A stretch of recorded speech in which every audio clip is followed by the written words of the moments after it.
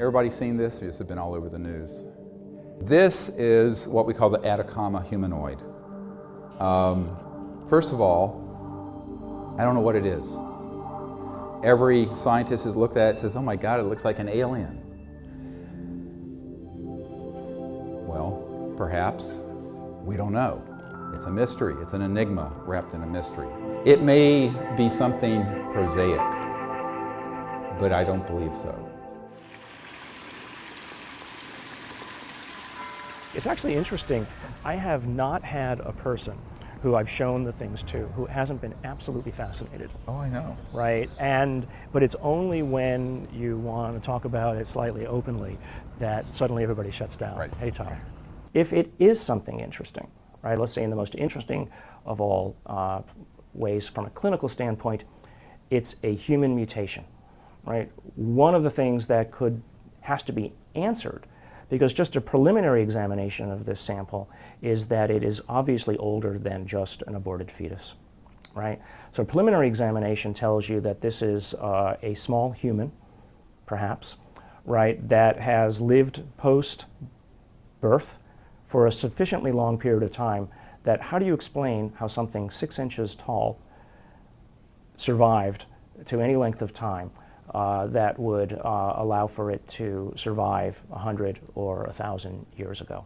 In the most interesting and outrageous case, it is something that is not human and not primate, but still hominid.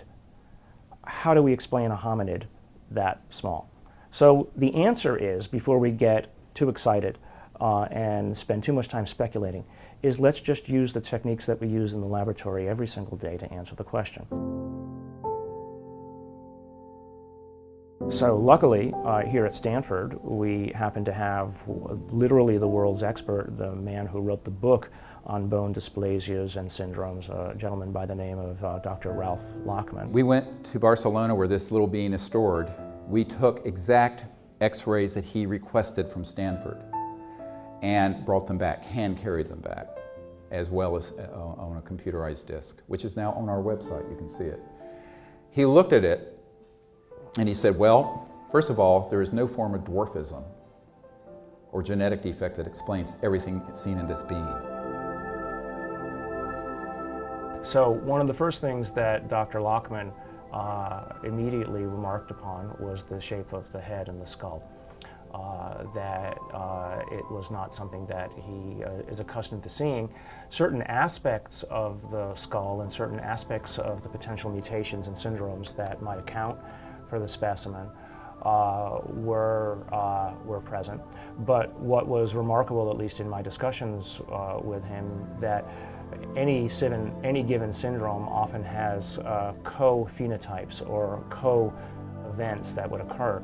And it was quite interesting and in some ways exciting as he would remark upon a particular feature of the specimen and then find that the associated features that you would expect from a syndrome of that nature were not found. What you'll also see is that he says it has 10 ribs.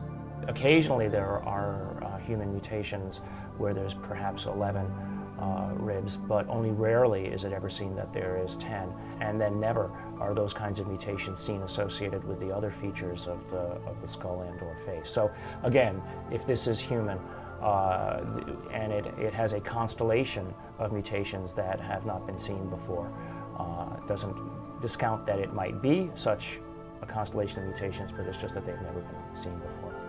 What he didn't notice, but I will point it out to you, it has 4 skull bones rather than the 6 major ones we have. It's symmetrical, and the symmetry is what's also very important. The only asymmetry I want to point out, which is mentioned in Dr. Lachman's report, is the fact that it had a terrible blow to what we would call our right mastoid air cell area of the skull that crushed the skull and kind of torqued the whole skull, and also a fracture of the right humerus. The epiphyseal plates, if you look at the x-ray, which is the growth plates. You know when you have, the growth plates in a kid and they hurt their leg? The growth plates and the bone density is that of a 6 to 8-year-old.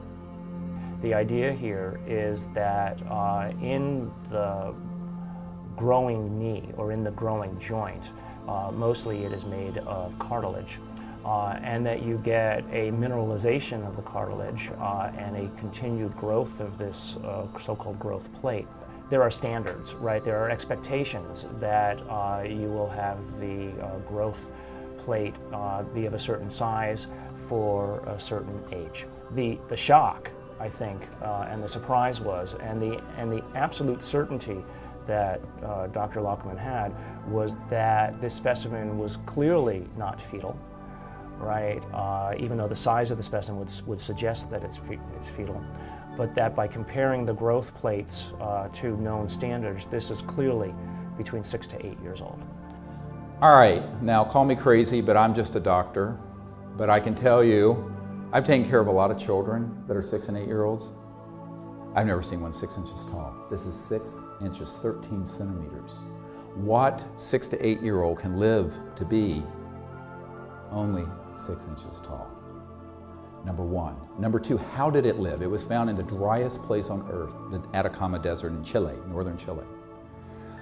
It is estimated to be in many decades and probably hundreds of years old. There was no neonatal intensive care unit in Chile at that time. There may not be now. And even at the best neonatal intensive care unit in the world today, you could not keep this person, for lack of a better word, alive. So the question becomes, what is it? It's quite clear that this is a real sample, this is a real specimen, this is not something somebody glued together. Anybody who thinks that this is something that is glued together, I challenge them to do it, right? And I challenge them to be able to subject such a thing to an X-ray and or CRT image and then let that pass the world's expert in bone dysplasias, right? So that has not been done. Since it doesn't conform to any known form of dwarfism, it could very possibly be a type of progeria, which is when you have a very advanced aging process. But he seriously doubted it. Now, fast forward to some of the early work. Now, this has been misinterpreted in the internet, unfortunately, not only on the Huffington Post, but also in a number of other minor news outlets about the genetic report. I want to be very careful. Number one, keep this number in mind. A Neanderthal is 99.5% genetically identical to everyone in this room. Okay, the chimpanzee and the great apes, 96 to 97 or more percent identical genetically. This being has a big match to human genome, but it's an upright creature with a very large cranial vault, 3 times the size of our cranial vault from the eyes up. So we would expect a lot of the operative genes, if it was in this 3D dimension and it's a humanoid, to have some match. What's unusual, although nothing can be concluded yet from it, is that 9% of the genetic material is, quote, unmatching. Now this is on a computerized run at the best lab in the world out of Stanford, and it was checked 3 times. 9%. Now, is that all computer read error? Maybe. Is it all what's called DNA junk? Perhaps. We don't know. It's going to take years to go through what the computer kicked out into the trash can of unmatched DNA to figure out what is in there.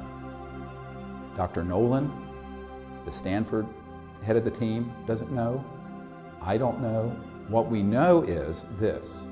It's going to take years, at least, if we're lucky, a year or 2, to go through that, because it's 2 million base pairs of genetic material unmatched. Now, if you were dealing with my DNA or yours, and you had a lot of unmatching, you just leave it alone, because we know we're just humans. And it's just like, well, it was a computer error, or it's this or that. But when you have something that looks like that, what you have is something that cannot just be tossed away. Because so far, and this is something I want you to listen to extremely carefully, the genes that control for progeria, advanced aging, or dwarfism are showing no mutations. This is a 6-inch 6 to 8 year old. Get it? Why isn't there something in there? So this is still a mystery. Now, once the geneticists say human, use the word human, the media that aren't well versed in genetic research said, oh, well, case closed. Case is just starting. It has just begun. And I can tell you that it may be years before we get an answer on this. We have to do probably a year or 2 or 3 of research. And I'll remind people that the Human Genome Project cost billions of dollars and took 10 years and thousands of scientists. We're just going into something that's basically an unknown. And the other thing that's come to light is that there may be more of these. We're on the lead to one that may exist and have been found in Puerto Rico. There are reports that there are more of these that are in Chile. And we have videotapes and photographs of a creature that looks very similar to this one, that was a little more mature, maybe less than a foot tall, that was found in Russia, was kept alive for a number of months apparently. I found out about it in 1996, but too late. The FSB, which took the place of the KGB, had apparently confiscated it by then. So we have to be very careful. I'm not saying it's ET.